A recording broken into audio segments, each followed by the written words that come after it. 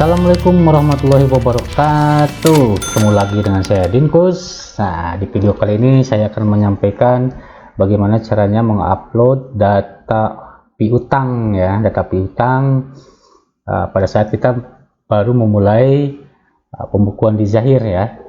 Jadi kita upload dari tabel CSV ke Zahir. Nah, jadi yang perlu kita siapkan adalah Excel-nya. Nah, Excel-nya, di Zahir sendiri sudah disiapkan ya. Nah, kita coba cek.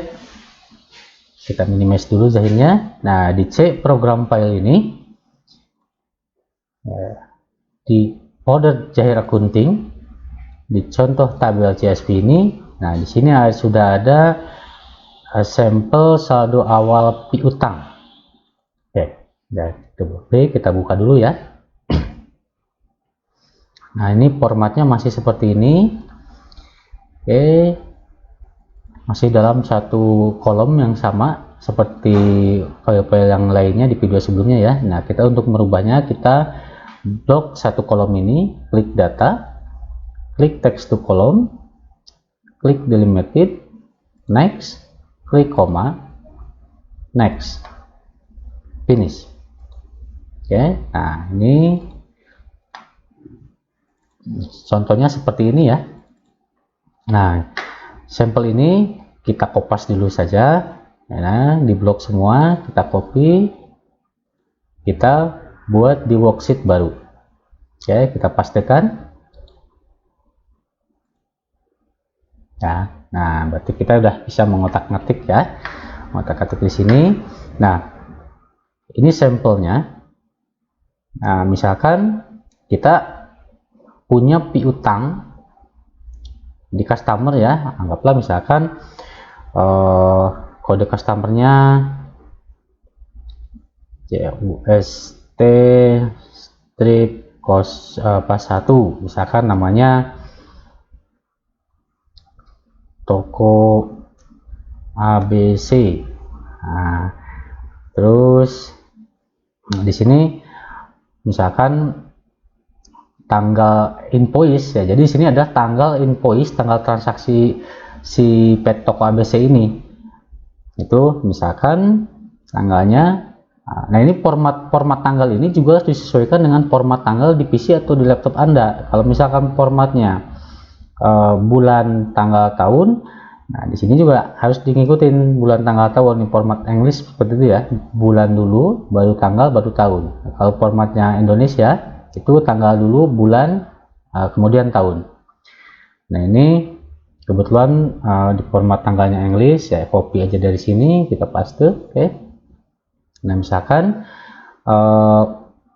tanggal transaksinya misalkan 2000 tahun 2000 ya, misalkan 2020, tapi di bulan, nah ini bulannya misalkan bulan Agustus ya, Agustus berarti 08. Nah, seperti itu ya, anggaplah tanggalnya misalkan tanggal 15 ya, nomor transaksinya atau tanggal transaksinya. Nah, di sini nomor invoice waktu itu berapa, barangkali kita sudah mencantumkan nomor invoice. Anggaplah nomor invoice-nya adalah SC 0001, contoh seperti itu ya. Nah, di sini nomor PO, kalau misalkan memang ada PO ya dari si customernya, kalau tidak ada dikosongkan saja. Nah, di sini mata uang kita kopas aja. Nah, di sini ada nilai. Nah, nilai ini adalah nilai piutang untuk transaksi nomor 1 tersebut, misalkan 2 juta. Oke, awalnya jangan sekali-sekali.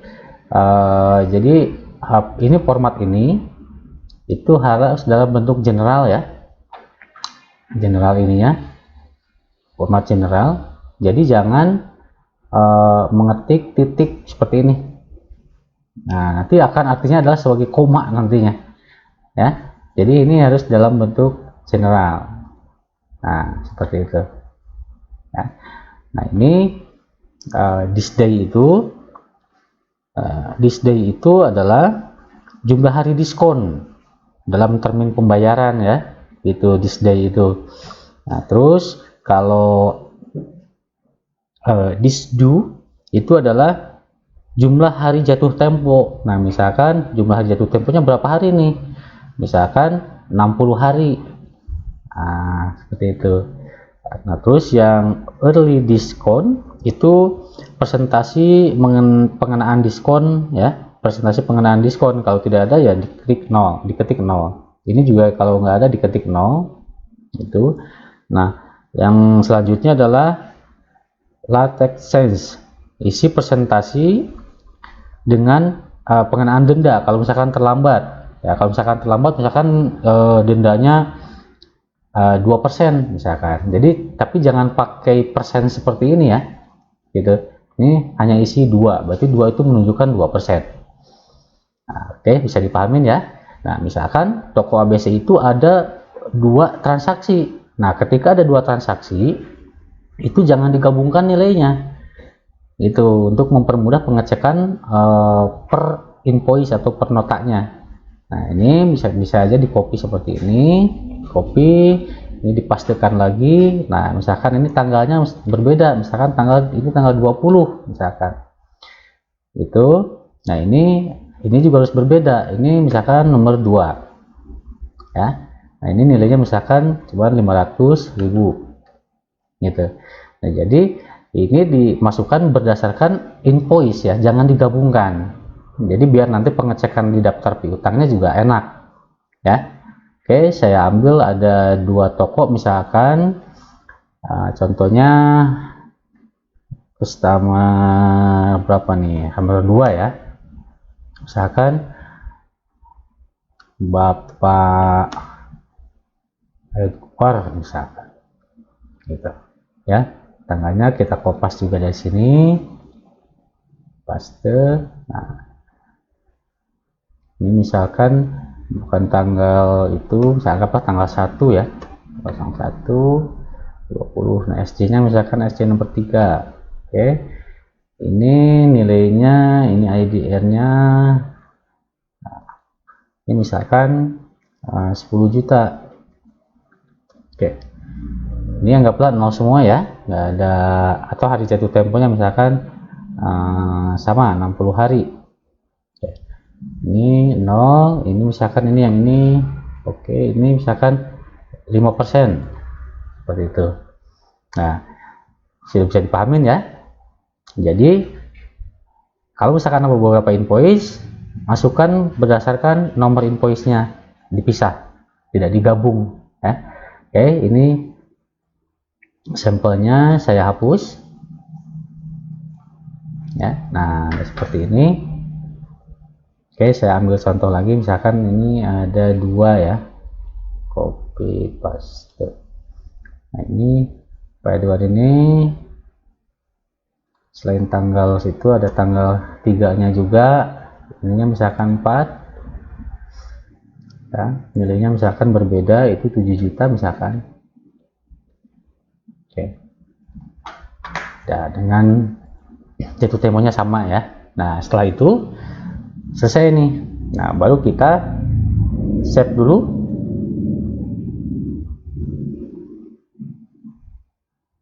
Nah, save, kita simpankan di folder yang khusus gitu ya, maksudnya di satu folder.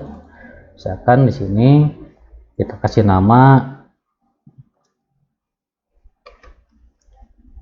data piutang.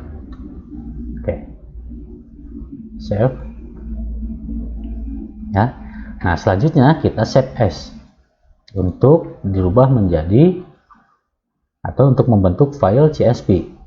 Oke, nah di sini klik CSV-nya, save. Oke, ini seperti biasa diklik OK dan yes. Nah, ini di close dulu. Oke, langsung di save ulang, yes lagi. Oke, ini yang contohnya ya, kita close tanpa di save. Oke ya. Nah, kita cek lagi di sini di folder tempat penyimpanan.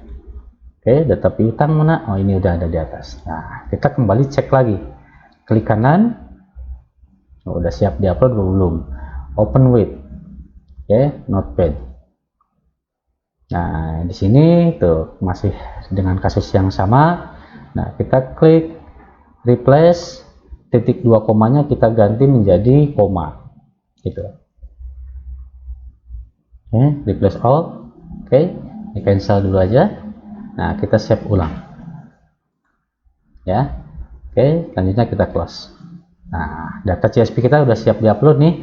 Yuk kita upload desainnya melalui plugin import transaksi saldo awal piutang usaha. Oke. Nah, gunakan kode pelanggan. Oke, checklist aja karena kode pelanggannya juga sudah ada. Kita panggil filenya.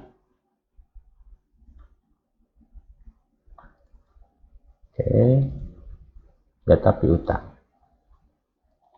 Oke, sudah masuk filenya, kita klik proses. Oke, sudah selesai kan? Singkat sekali, selesai. Nah, untuk mengecek apakah sudah masuk atau belum, kita klik piutang itu adanya di penjualan. Oke, terus lihat di daftar piutang atau piutang usaha.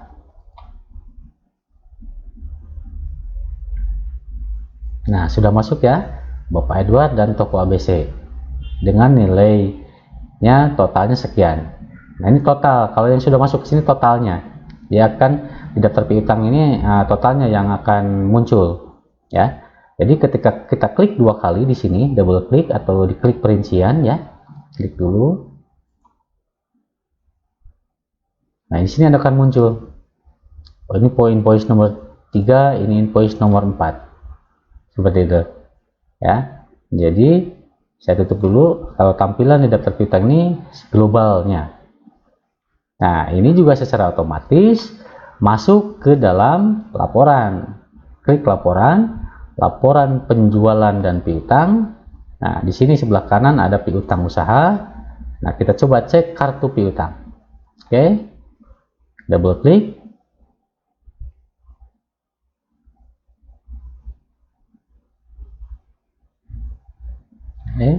Nah, ini tanggal transaksinya, kita checklist.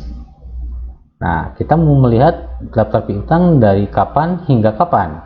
Nah, misalkan kita pengen dari tanggal atau bulan sebelumnya, anggaplah dari Agustus tanggal 1. Oke, hingga September ya. Ini penjualan, pembelian, pembayaran atau kedua-duanya. Kita klik saja kedua-duanya. Oke, terus kita klik OK.